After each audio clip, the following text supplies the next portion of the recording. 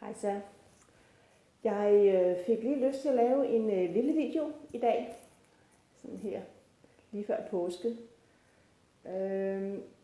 Og det gør jeg, fordi jeg rigtig gerne vil snakke lidt om, hvad det er i min optik, der gør network marketing til noget fantastisk. En fantastisk måde at arbejde på, hvis du gerne vil være selvstændig.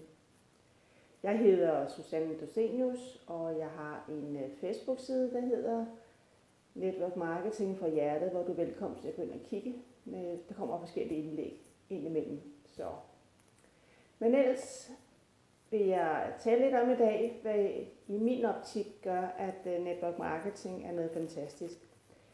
Jeg har været selvstændig i rigtig, rigtig mange år, og jeg har både haft en almindelig selvstændig virksomhed. Faktisk vi havde 2 fitnesscenter med nogle 30 ansatte. Jeg har haft klinikker, så jeg har haft en bar i Spanien lidt længe siden. Men her det sidste, siden 94 faktisk, der har jeg også været involveret i noget network marketing. Sideløbende med nogle af de andre ting, jeg har. Og jeg har fundet ud af, at det er utrolig stor forskel, der er at arbejde med network marketing og med en almindelig forretning. Det synes jeg i hvert fald. Jeg har prøvet lidt at være lidt af flere forskellige slags firmaer, og selve forretningsideen synes jeg er rigtig god, hvis du elsker at komme ind i det rigtige firma, og du elsker de produkter, du arbejder med. Fordi jeg har set, hvordan man kan arbejde med network marketing på en ren business måde, men også en måde, hvor du kan have hjertet med, og den er jeg sådan set mest tilhænger af. Men det er sådan, jeg er, og det er noget af det, jeg gerne vil udbrede noget mere, sådan, så network marketing-branchen bliver også en branche, hvor man har hjertet med og gør det, fordi man elsker det. Når du starter i network marketing, så er du måske lidt i tvivl om, hvad er det, du skal.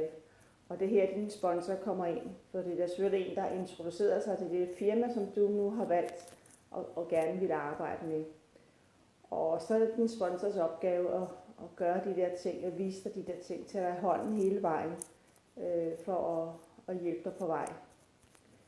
Det sker desværre ikke altid, at det er sådan, enten på grund af uvidenhed, eller på grund af travlhed, at det ikke lige går, som man egentlig gerne vil have. Men i min optik er det rigtig vigtigt, at en sponsor tager ind i hånden og arbejder med en og hjælper ind på vejen. Og det er også det, der er hele meningen med network marketing. For i network marketing, der arbejder du sammen. Du har ikke nogen ansatte. Du arbejder sammen. Og du er direkte i samarbejde med det der firma, du er involveret i. Og det er derfra, du får dine produkter, og det er derfra, du får dine penge. At du så arbejder sammen med en masse andre, enten nogen, som du har hjulpet i gang, eller også andre, som er dine kollegaer, kan man sige, i et netværk. Så det er op til dig at gøre de ting, der skal til, for at du får en god forretning. Men når jeg sammenligner de der 2 forretninger, den almindelige forretning, som jeg også har haft i rigtig, rigtig mange år, og så network marketing, så er helt klart, at mit valg er network marketing, fordi der er ikke så meget administration. Du skal ikke ud og opfinde den dybe tallerken, du skal ikke ud og lave en almindelig markedsføring med reklameudgifter, du skal ikke finde lokaler, du skal ikke have ansatte. Og det synes jeg jo er rart, fordi jeg har prøvet det, og selvom det var da hyggeligt og godt og meget lærerigt at arbejde i de der firmaer, jeg nu havde, så har jeg sagt til mig selv, at jeg bare vil med mig selv fremover, og så vil jeg arbejde med andre, som har samme indstilling som mig. Og det har jeg så gjort en del år efterhånden, sådan on-off. Når du går ind og arbejder med network marketing, så har du produktet. Altså produktet er færdigudviklet. Der er lavet materialer, så du kan bruge produktet, eller markedsføre produktet. Der er forskellige bonusplaner, som du går ind i, og så får du udbetalt penge efter en bestemt skala, og det er selvfølgelig forskelligt fra firma til firma. Men helt konkret, så kan du faktisk gå i gang for under 10.000 kroner, og mange gange meget mindre, fordi det koster bare ikke noget rigtigt. Der er måske et lille årsgebyr, det er der nogle steder, og så skal du have nogle produkter for at gå i gang. Fordi det er vigtigt, at du bruger produkterne selv, så du ved, hvad det er, du snakker om. Og så klart, du er det, du sælger. Altså folk kigger jo på dig. Ikke? Altså, sælger du et produkt, og du ikke ved, hvad det er for noget, så duer det ikke. Så kan du ikke give det videre til andre. Så derfor skal du selvfølgelig have nogle produkter til at starte op med. Går du i gang med en almindelig forretning, eller er du i gang med en almindelig selvstændig virksomhed, så ved du også godt, at der skal som regel lokaler til, der skal produkter til, du skal selv ud og købe dem ind, og du skal selv sælge dem videre, og du skal selv stå for markedsføring og regnskaber og det hele. Du skal selvfølgelig også lave regnskaber i network marketing, men det er ligesom det er på en lidt anden måde, i hvert fald det er det, jeg har oplevet.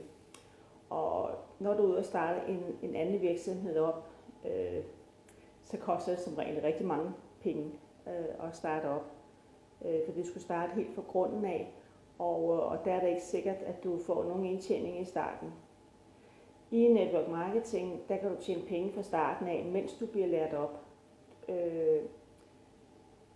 Din sponsor hjælper dig, eller din upline, hvis din sponsor ikke kan, hjælper dig og tager dig i hånden, og så hjælper vedkommende dig til at få en omsætning, alt imens du bliver lært op. Og selvfølgelig skal du selv tage skridtene og gå vejen, men din sponsor er der hele tiden, så du bliver lært op. I en almindelig forretning, så står du som regel alene, medmindre du har hyret en mentor eller noget andet noget, som du selvfølgelig også skal betale for. Det skal du ikke i network marketing. Her får du det, fordi din sponsor er kun interesseret i, at du tjener nogle penge, at du får en god forretning. Når jeg så siger, at vi skal arbejde med network marketing fra hjerte af, så er det fordi, jeg føler, det er det bedste for mange mennesker, fordi så får du en god forretning på lang sigt, og du gør det seriøst fordi du gerne vil hjælpe andre, men selvfølgelig også for at tjene nogle penge, fordi vi skal alle sammen have penge, og det kan vi ikke leve uden. Men du gør det alligevel af en anden årsag, fordi du er nede i hjertet. Du elsker de produkter, som du nu arbejder med. Det er i hvert fald vigtigt, at du gør det. Du elsker det der firma, at du har involveret dig i, eller indgået samarbejde med, og du kan også lide branchen. De der 3 ting skal helst være i orden, før at du sådan, ud fra hjertet af virkelig kan give den gas på den måde, som du nu synes er den rigtige måde. Så, men ja, når du arbejder med network marketing, så kan du faktisk tjene penge med det samme, og det er selvfølgelig afhængigt af, hvor stor indsats du lægger i det, hvor mange timer du bruger, og hvordan du ellers gør det. Du kan jo arbejde, som jeg vil anbefale, starte med at arbejde ved siden af dit eget erhverv, det du har i forvejen, hvis du er ansat i stedet. Det er i hvert fald vigtigt, synes jeg, at man har en indtjening ved siden af, når man starter op i network marketing, for du bliver ikke fri fra den ene dag til den anden. Det er helt umuligt. Det kan ikke lade sig gøre. Medmindre du har det helt parat, inden du går i gang. Men du kan tjene penge fra starten af, og så vælger du selvfølgelig selv, hvem du gerne vil arbejde sammen med. Det skal helst være nogen, du har en god kemi med. Det er i hvert fald det mest praktiske, fordi I skal have meget tid sammen, når du skal lære vedkommende op, og det samme med din sponsor. Så det er en god idé med en god kemi, og måske sådan nogenlunde samme værdisæt. Så det var sådan lige kort eller overordnet fortalt, hvad forskel egentlig er med network marketing og med en almindelig virksomhed, som du starter op. Altså der er stor forskel i, hvor meget du skal bruge til opstarten, og hvor meget du skal bruge hen ad vejen. Så udover det, så er produkterne i network marketing, de kommer direkte fra firmaet af. Så der er ikke nogen mellemled, som der er i en almindelig forretning, hvor du tit køber det gennem en grossist og så videre, afhængig af hvad det er for noget. Det kan selvfølgelig også være en service, du tilbyder som selvstændig virksomhed. Men det her network marketing kommer produktet direkte fra firmaet, og så er det selvfølgelig også vigtigt, at produktet er godt. For ellers kan det ikke så gøre at køre network marketing forretning. Og du skal gøre det af kærlighed til produktet, fordi du gerne vil udbrede produktet. Men du vil også gerne udbrede forretningen, fordi den har måske hjulpet dig til at kunne tjene nogle penge. Og så vil du også gerne hjælpe andre, fordi du synes, det er rigtig sjovt at arbejde med, for det skal også være sjovt. skal ikke være en sur pligt at gå på arbejde. Det skal være noget, der er sjovt, og noget, man rigtig gerne vil. Så det var meget kort fortalt lige lidt om de to, network marketing og almindelig selvstændig, som jeg lige har lyst til at snakke lidt om i dag.